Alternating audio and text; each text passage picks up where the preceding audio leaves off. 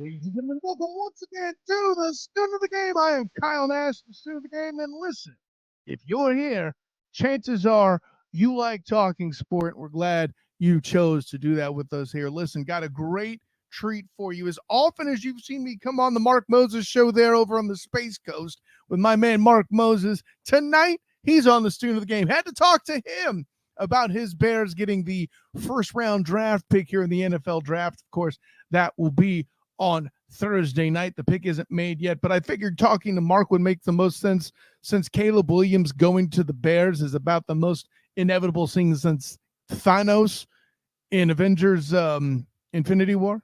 I don't know.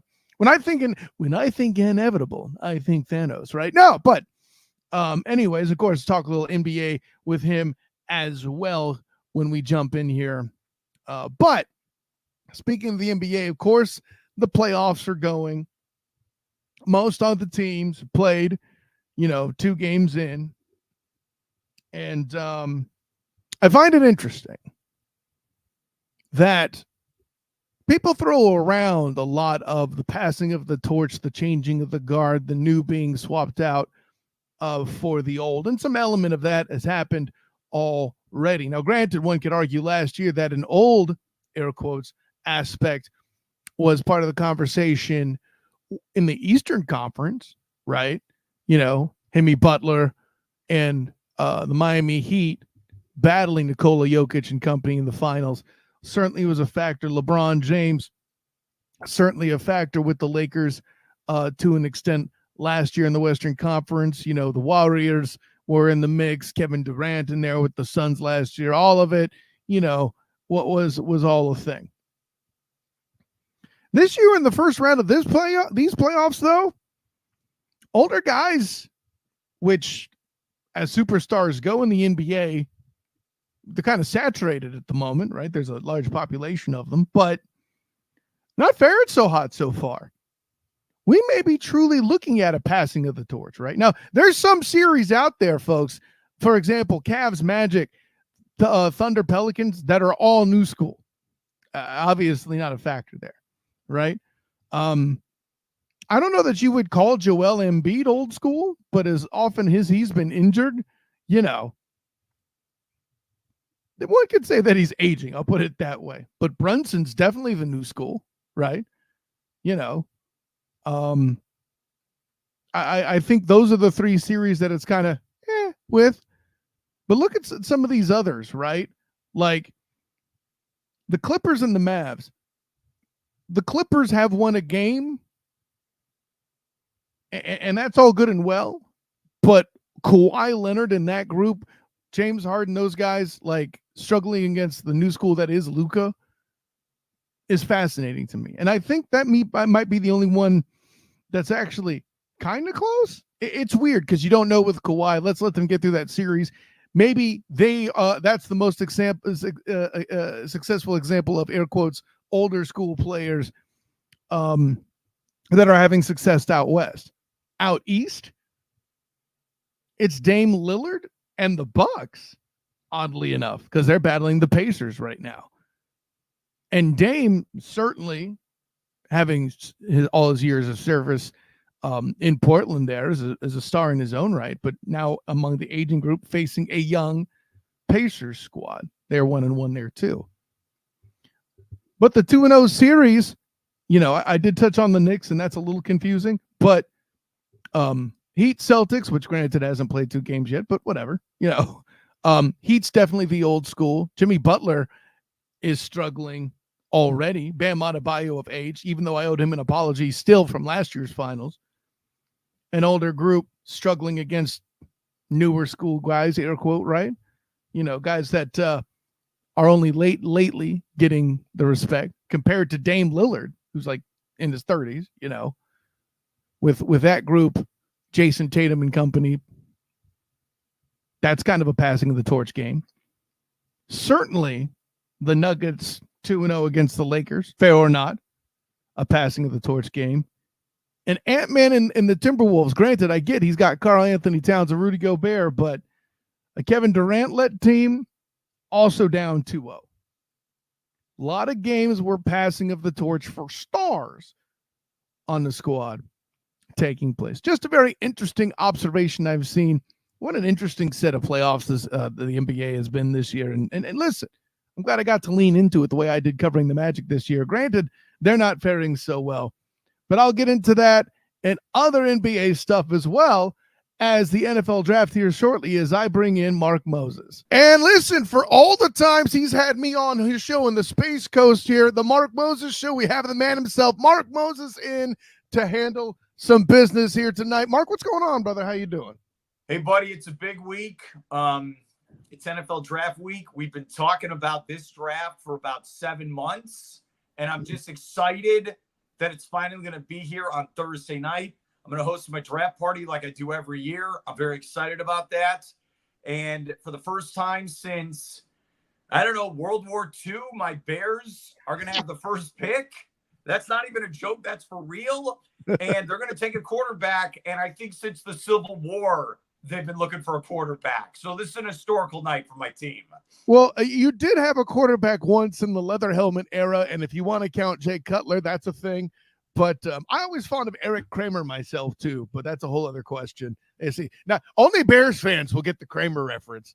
But, not just a character on Seinfeld, apparently. It's a guy who gets beat badly by Steve Young and Jerry Rice in the first round of the playoffs. Anyways, it's because it was Steve Rice and Jerry Young. That's not – or Jerry Young. Steve Rice and Jerry Young. You want me to do this? He didn't start the playoff game. Steve Walsh started the wild card game in 94, beating Minnesota on the road. Then they went to your Niners and got annihilated by like 40 points. I remember this. I forgot about Steve Walsh. Good. Okay, there you go. Get That's the history. Right. Anyways, I do have one minor bone to pick with you before we get into it. Listen, you had an event there in Melbourne with Chris Pirtle. How do I not get the call to complete the triumvirate here? What's going on, Mark Moses? Yeah, I know it's probably a 45-minute hike for you to get over there. You're always welcome to join me at a live broadcast. I know you're a busy man with your 7 podcasts, 15 different websites, trying to be married with kids. I don't know. So I try to fit you in. So, hey, always an open invitation. My next live show, you're always welcome to come and stop by.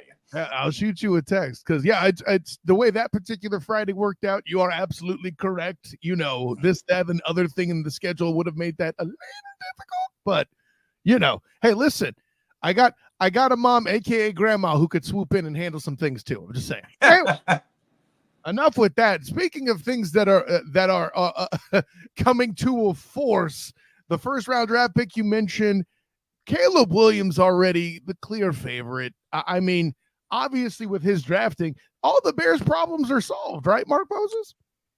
This is a crazy situation where Caleb Williams is going to be the first pick. I don't think there's any doubt. I think the only thing the Bears will do is really soak up having the first pick to drive everyone crazy, where you have 10 minutes on the clock. They're going to use all those 10 minutes. And especially that it's in Detroit and they're going to be booing like crazy. I think you really got to soak it in to really stick it to the Lions fans. What interests me about this pick is if it's Caleb Williams, and it should be, he's going to go into a situation where, it sounded like when, the Texans had the first pick in 2002 and you took Carr and he got a franchise record for how many times he got sacked. And it was just a disgrace and was just terrible, right? This guy is going to go in a situation where he's going to have DJ Moore. He's going to have Keenan Allen. They got Swift from Philadelphia. They might take another wide receiver at 9. They have a better offensive line. Montez Sweat was added during the trade deadline last year, and he really helped the defense. You're a rookie, and you're going to go into a situation where you could win now. And the expectation, I told this to a draft guy yesterday where we were discussing, CJ Stroud. He destroyed expectations now for rookies moving forward, where franchises think, I'll get the next CJ Stroud and we'll have him on the rookie deal and we'll win right away. That's why I go back and forth where he has an opportunity to be good right away and the Bears can make the playoffs. But is that fair to a prospect who's never played a down in the NFL before? That's what's weird. And I just think the new realistic thing is, you better be good right away. There's no learning curve. But he's going to make mistakes. There's going to be a learning curve. Every quarterback has a learning curve. It's going to happen.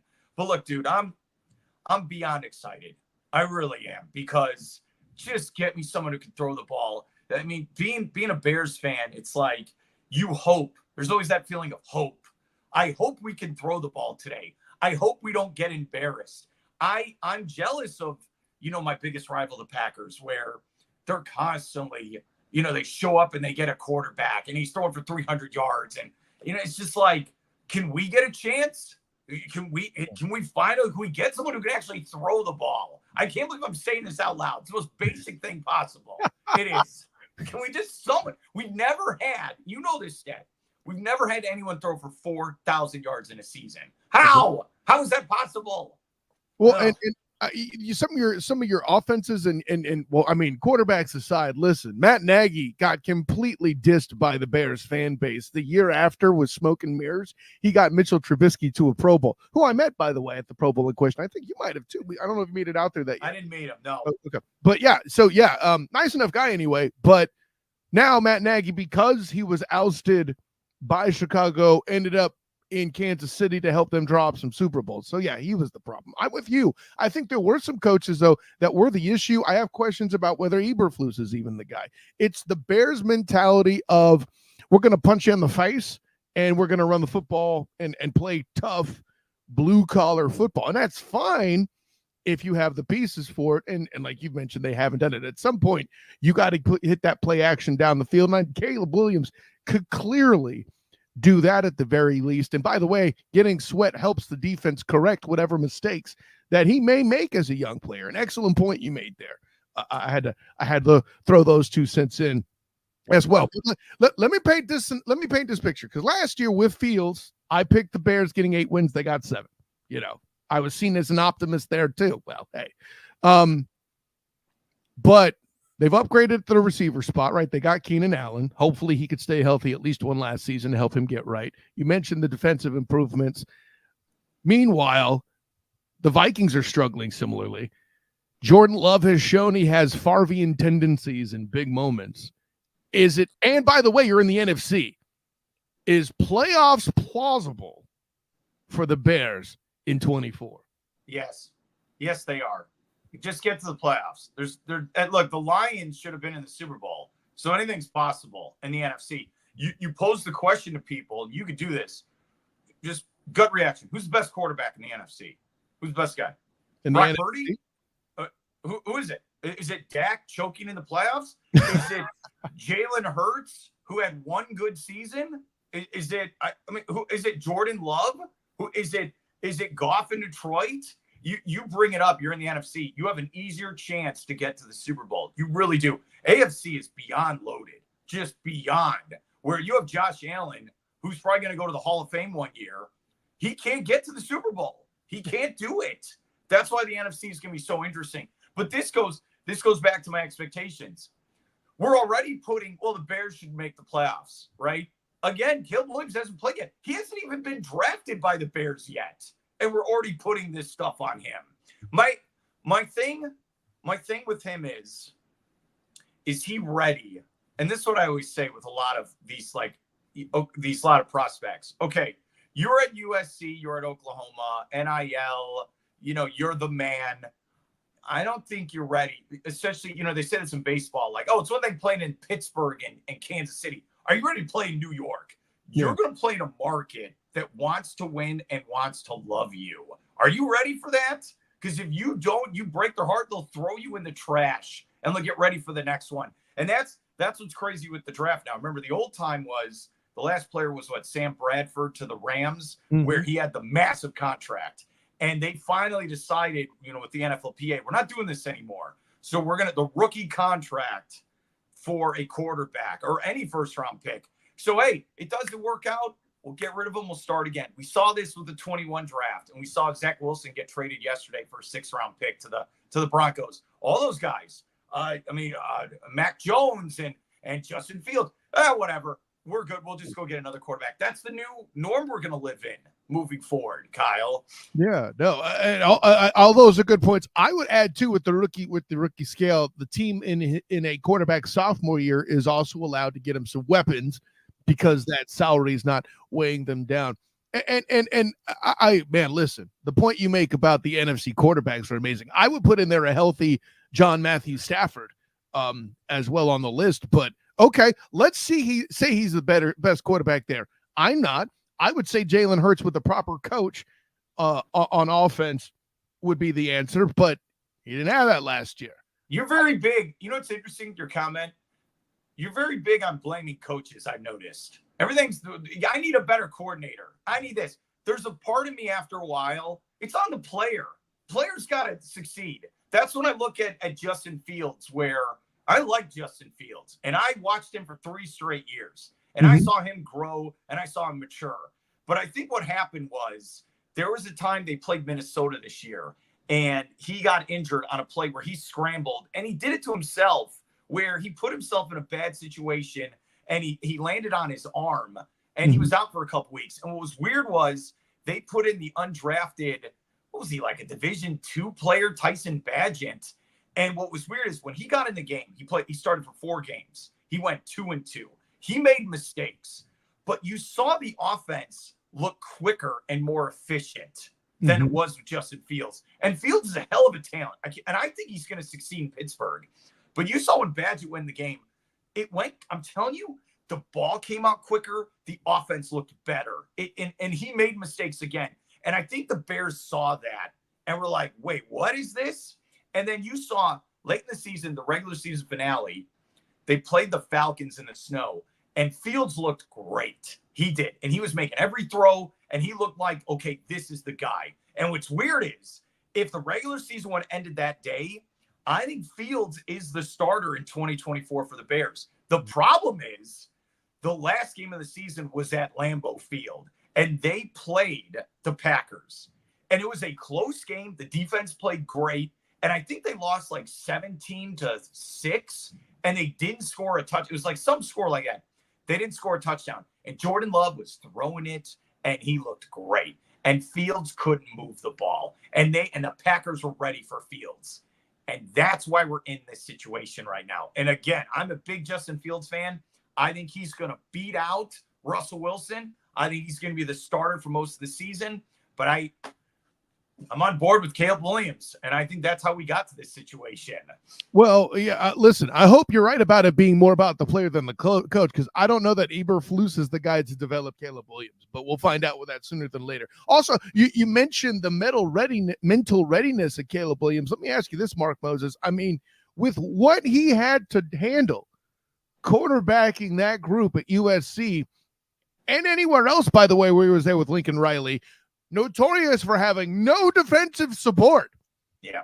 I mean, let me put this team on my back. Oh, he cried last year on the sideline. Sure, because the Pac-12 was an outright arms race. Man, listen, I'd be pissed too. If I'm coming back from my last season in college, you left me hanging out to dry where I'm carrying this whole bleeding college on my back on the football field and didn't go precisely right because everybody, ironically, in the last year of the Pac-12 decided to be really good that year. So I that alone should prove that the young man has dealt with some adversity, wouldn't you think? Yeah. Okay. This reminds me of Patrick Mahomes, where he did not win at Texas Tech. He did not. He didn't win anything. That's right. And he was making his mistakes. And I remember being at the Super Bowl talking to Lee Steinberg. It's Jerry Maguire's based on him. Sure. And he talked about that, where scouts and GMs were concerned, like, hey, this guy didn't win, and he's constantly down. He's down 20 points, and then he's airing it out. And it's one of those things also where it's like, okay, you can't, when you look at the prospect, winning helps, but you got to look at his intangibles and what he can do. All right, he has no defense. He didn't win anything at USC. I don't know if he won anything at Oklahoma, but you got to look at what he can do from just a talent standpoint and making plays. And I think the knock on him, I think the first thing is, he's not as big as some of these other quarterbacks. He's listed at like about 6'1" maybe, and then 210. He's not like these other guys. And then they say, all right, he takes chances. He wants to go down the field. And sometimes he's got to learn from those mistakes. Yeah, that's every quarterback. It's a crapshoot. You don't know what they're going to do. Again, you got to get them in your system. You got to give them the best chance to succeed. and we'll see what he can do out there this fall. Well, yeah, and you alluded to it there. That's a bit of the point I'm trying to make. With the support, he won't have to roll the dice as much, right? You've gotten him good receivers. All you got to do is remind him, hey, Caleb, listen, you don't have to save the world anymore, okay? This isn't an episode of Heroes. You got this. And I think that calming effect, if he can handle the arms race and the constant, shootouts in the Pac-12, I can only imagine what a calculated passing attack in the NFC North would be. It might be easier to him. Nobody's even contemplated that. You know what I mean? Yeah, his scrambling ability. Oh, yeah. He's very, look, he's not Justin Fields. He's not Michael Vick. He's not at that level, but he has that kind of pocket presence like Aaron Rodgers, where I know where to go and then I'll sling it. He is a pass first player. He's not going to, Fields was run first. This guy's going to be pass first. Now, I know I'm hyping him up. If it was to the Jaguars or the Falcons, would I be this excited? No, I'm being a homer with you right now. I am. The question for the Bears is, all right, you have that 9th pick, and that's their actual pick. What is going to happen? I think this draft is going to be interesting, where what's New England going to do at 3? What is the Chargers going to do at 5? Mm-hmm. Does Atlanta trade up? Do they stay there? And then if you're at 9 with the Bears, are you taking best wide receiver? Are you going to take best defensive player? Are you going to trade down to get more picks? That's going to be a fascinating thing to see at 9. Mm-hmm. I mean, me personally, there's part of me, I always have this rule in the first round. Quarterback, offensive line, defensive line. You build in the trenches. You do that. I know it's sexy to get all these wide receivers, but look, if I can get another edge rusher to go with Montez Sweat, I might do it. And I know people might be like, oh, that's boring. I don't care. I don't care. You got to build, this. I mean, you look at your 49ers, okay? Mm-hmm. Your offensive line, defensive line, and then your weapons. You didn't take them with a top 5 pick, these guys. No. Most of them, yeah. Hey, a team is built round 2 through 5. That's where they're built, okay? When you look at these drafts, that's how you do it, okay? But, again, if you don't have a quarterback, it doesn't matter. I mean, that's the problem. So, well, and if I'm taking my hat off and putting on my my mullet to do my best Mel Kiper impression, I would say that the Chargers snag Odunze because Harrison would be off the board by then to the Cardinals.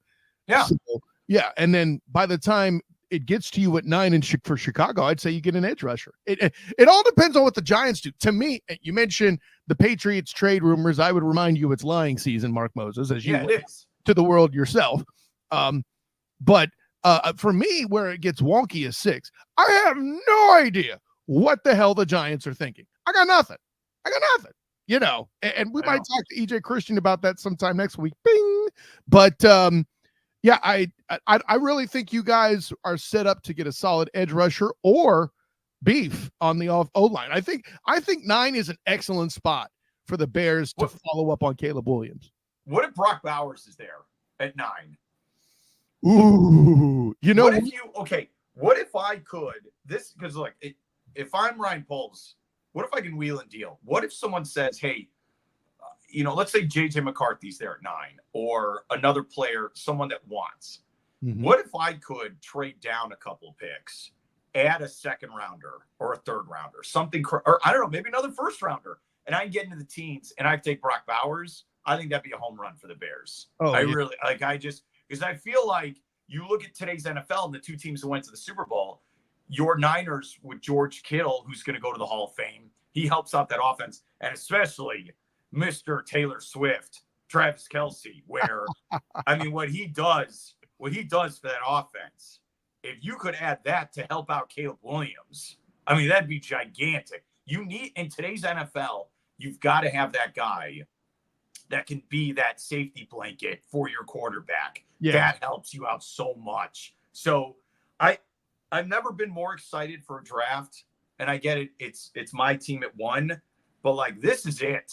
This has been a rebuild project since we took Mitch Trubisky and that didn't work out, right? This is how long this has been going on. And I always tell this to people, the domino effect, this has to turn into an ESPN 30 for 30, where 2 years ago when Lovie Smith with the Texans won that game against the Colts. Oh, boy. Insane, because that set it up for the Bears to get the number 1 pick, right? And then all the Texans fans were upset because now they can't take Bryce Young because they don't have the first pick. That's how crazy this is. And then the Panthers do the stupid trade where they go up for Bryce Young and the Bears get all these picks. And then it turns out that CJ Stroud was the right pick at 2. It's like it saved themselves. Like Lovie saved the Texans by winning that game. Now they get CJ Stroud. They're going to be a contender for the next 5 years. The Bears At least decide we're not going to take. They could have taken Bryce Young. They could have taken CJ Stroud. They said, no, we're going to try Justin Fields one more year. And just because, I mean, it was such a disaster with the Carolina Panthers. That's why we're in this situation. What? I mean, it's so wild to think that's what Caleb Williams should be the number 1 pick to the Carolina Panthers right now. That's what this should be. I mean, that's how crazy all this worked out. But I'm sorry. And my buddy Jonathan, he's a big Panthers fan. I thank him every day on text. Thank you so much for giving me the number 1 pick. I appreciate it. I really do. I was about to say, I'm still sending Christmas cards to Chicago every year. For that Trubisky trade to the Niners, and B, showing the world how good a GM John Lynch is, so that he's still there. Remember, so Ryan Pace, the other GM who took Trubisky, right? The rumors are he did not talk to Trubisky. They didn't bring him in for an interview. Yeah, I remember that. Like, how stupid are you? You had one job. What were you working at Costco and you were too busy? Just like, why did you not talk to him? And I'll take this to my grave. I say this to everyone. If they would have taken Deshaun Watson, that'd been fine. Deshaun Watson, coming out of college, was a stud. And for the first couple years of the Texans, he was a Pro Bowl superstar. He was. He should have been the pick to the Bears at number 2. And I would have lived with that. No one, and I repeat this, I don't care what anyone says. Going to that draft, no one thought Mahomes was going to be a all-timer superstar. No one. Maybe people thought he was going to be, a good quarterback. No one thought. No one. And I can't stress it. Everyone in hindsight thinks they know everything. Oh, he would have been you had no idea. None. But that's how this works. And the saddest part, I'll just say the saddest part. You're letting me vent. I appreciate it, Kyle. Hey, I have been said by our good friend Eric Lopez that I am a sports therapist. Yes. Yes.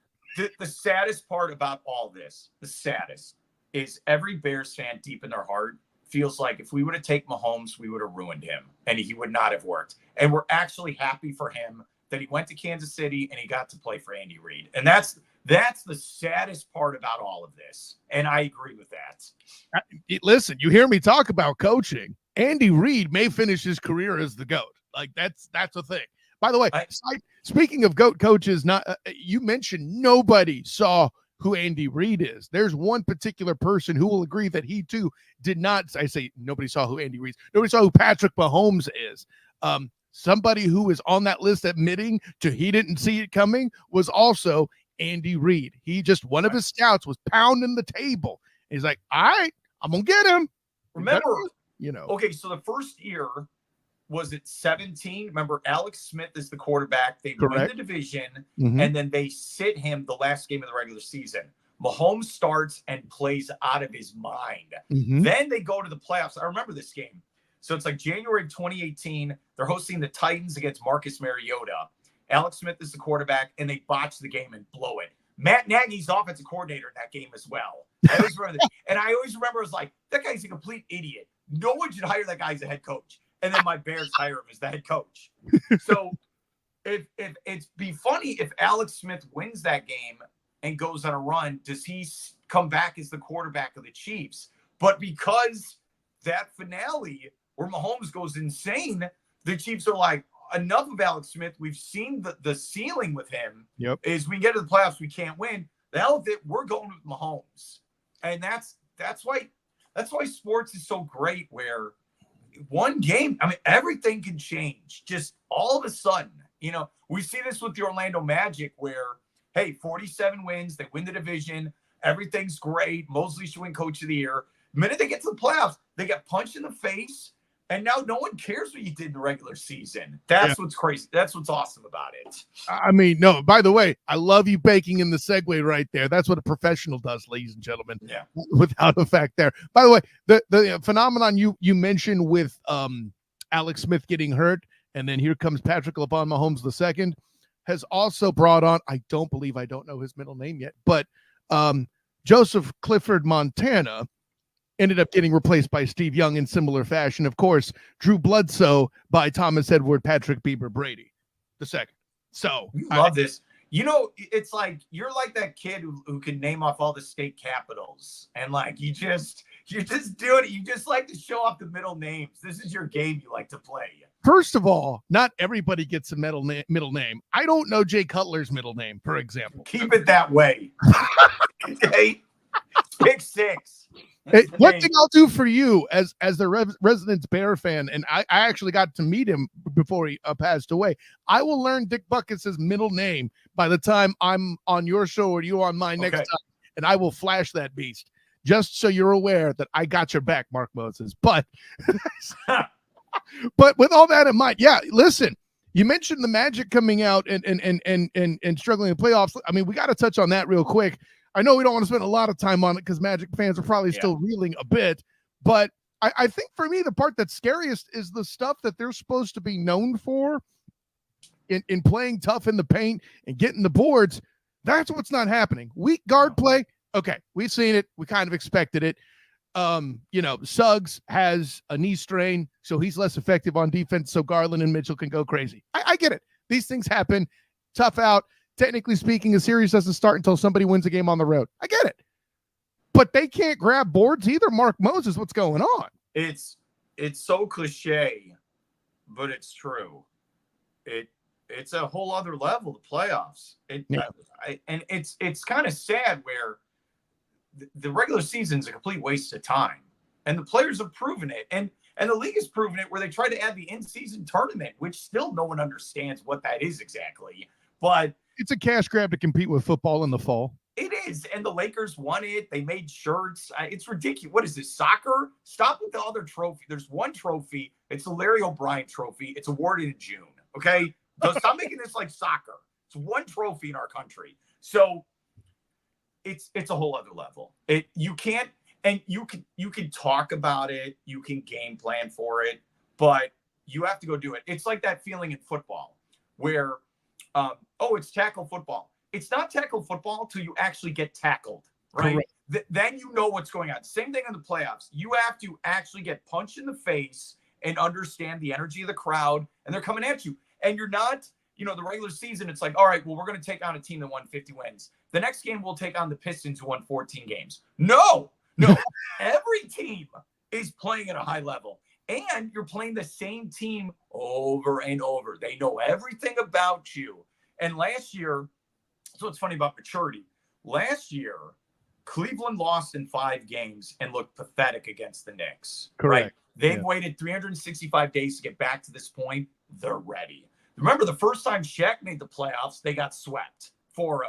Then then you start adding Penny Hardaway. That's why this team, they overachieved this year. They made the playoffs, which is great. They're finally out of the basement. They're not just this awful team. They're finally starting to get up there. They have 2 building blocks. They have Paulo Banchero and they have Franz Wagner. Correct. They have to upgrade the guards. That's just like with Shaq. He had to go get Penny Hardaway. They got to get better guards. And I think the front office knows that. Everyone at the Kia Center knows that. They're going to get better. They are. They're not there yet. This was a great stepping stone. Now they got to take that next step, and they're going to do that. I mean, have they gotten a guy who shoots the ball as well as even Terrence Ross, who was also good, not great? Ray Charles can see that they have guard issues. We'll leave it at that. Yeah, they do, and that's look. It's the hardest sport because football. Hey, we have 7 rounds every year. There's more, and I get it. There's more. There's 53-man roster. Basketball. You think about playoff time. Your rotation might be 8 or 9 guys. Yeah. Like you can't be like, well, I want to go get a Tyrese Halliburton. Go get me a Jalen Brunson. You can't. It's not like you're like, oh, I'll just go to Walmart. They'll have a sale. I'll get me a point guard. No. You look at like you look at different teams, like again, the Magic, right? So you had Shaq and Penny, then they were bad. Then they got Dwight Howard. Even when they got Dwight Howard in 04, they don't go to the finals till 09. That's 5 years. Well, even 5 year before window. Howard, Mark Gasol gets involved somewhere there too after, they missed the playoffs and Kobe goes on Stephen A. Smith's show and says, I want to be traded, right? Like, yeah, that's the thing. It is.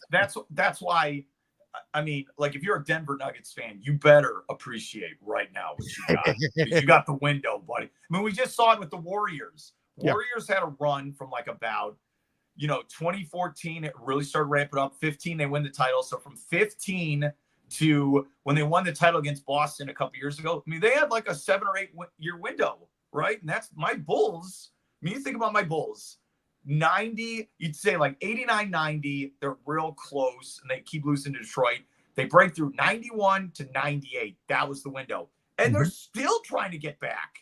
I mean, that's how sad Here's when it looked like they might do it again. Rose gets hurt. Like when Nike's commercial is based on the tragedy of an injury, that should tell you how big a deal D Rose should have been. Man, listen, I get it. Basketball lost that day, not just Chicago. I'm just saying. Anyways, but let me leave you with the opportunity to get this one question. And we've talked a little bit about Klay Thompson on your show. But based on the point you made about you can't just get a new guard off a tree necessarily, or, I don't know if the plan is that you slide Franz Wagner over to 2 and then find a 3. I don't know how easy that is to do necessarily either. I don't know if Franz is a smart guy, but maybe that doesn't translate. I don't know. You have to at least kick the tires on taking a shot at a Klay Thompson, right? I get it. He's over the hill, all this other stuff, but he's still an upgrade, right? Does Klay Thompson want to come here? Would he want to go to Orlando? Florida's, I mean, that's the other question. Like, Florida's where old guys go, right? That's what I thought. Yeah, exactly. I don't. It depends on the contract. I'd rather get someone. And again, it's not easy, but I'd rather get someone younger. Like I feel bad saying that, but like, is he going to drop 25 a game? No, he's not. And the last couple of years, the Warriors have carried him. I mean, he's had so many injuries, and he's a first ballot Hall of Famer. I mean, again, he is. But we're seeing this in the NBA right now, where LeBron, Steph Curry, you say even Anthony Davis, all of these guys, Kevin Durant. Look, they're all Hall of Famers. They've been the face of the league for the last 10 years. They're all old. They're all in their mid-30s or later. Look, LeBron is still a top 5 player, but he's going to be 40 in December. He's not, and we're seeing it with like Anthony Edwards there in Minnesota, and you're seeing all these younger guys where I always say it's no country for old men, right? The younger generation is going to take over. They are, and hopefully with the Magic, I mean, Franz and Paolo are 22, 21, right? Hopefully they can be great for the next 5 to 6 years. Yeah, well, I listen, maybe the best thing is for them to bring in a guy we haven't heard of yet that's in the European leagues that Franz can give Orlando a tip. Hey, get that guy. He's good. We need that. So I don't know. Anyways, Mark Moses, tell the world where you can be found, my friend. All right. You can find me Twitter, Facebook, Instagram, JDate, wherever you need to find me. Yes, I will be there. Mark Moses Show. I have my Mitch Trubisky and I have my Justin Fields jerseys. I even have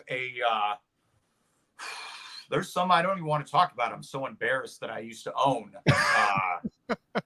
Like I even had a Curtis Enos one. I had a Rashawn Salam when I was younger. Who else do I have? Khalil Mack I have. I don't know what that's another disaster. Hey, what he did his first night on the field against the Packers is worth keeping that jersey. And we lost that game. Well, listen, that ain't Khalil Mack's fault. So I'm getting me my 13 jersey. I'm getting it. 13. I might as well. So we haven't talked poker on the show yet, but you can see that Mark Moses has all of his chips in on 13. There you go. That's what we're at. Listen, 13 makes sense. You know, it's a crazy franchise. Might as well wear 13. What do you got to lose? It's actually because he's wearing 13. That's just crazy enough to work. That's a great point with the numerology, Mark Moses. I ain't gone there yet. That's smart. That's the thing I learned today as a student of the game from Mark Moses. Man, listen, great time. We could probably do a whole morning show, but unfortunately, right now we don't have. Let's just say that contract hasn't been cut yet. Hey, if he leads us to the Super Bowl, I will paint my fingernails like Caleb Williams. Okay, I don't care. I'm all in. When you do that, do some cooking because it adds substance to your fingernails and they won't break. I'm just saying. Thank you. A practical application. Mark Moses, man, great to have you on, brother. Thanks, man, and good luck with your draft coverage. Oh, thank you, brother. Appreciate it. Of course, I'm Kyle Nash, a student of the game. You can find me on Twitter, Instagram, and Threads at the SOTG. Find me on Facebook as a student of the game. Check out my writings with the black and gold banneret, where you'll see some draft previews for John Rice Plumlee and Tylen Grable. I don't know if they're going, but I think Grable's going to go. Check that out there, too. Got some stuff also for Jason Johnson and Javon Baker. Also, check out the same. Look out for Jaguar Report. I'll be doing some previews there for whoever gets picked with the Jags, so check that out. And always three-point conversion and my coverage with the Orlando Magic for A7BN Sports. And don't forget the Duval Dive this weekend, Friday after the draft. We'll evaluate their first-round pick, and Travis will probably cry. So if you want to see a grown man cry, watch Travis Holmes on the Duval Dive with me on Friday. Until next time, everyone, class dismissed.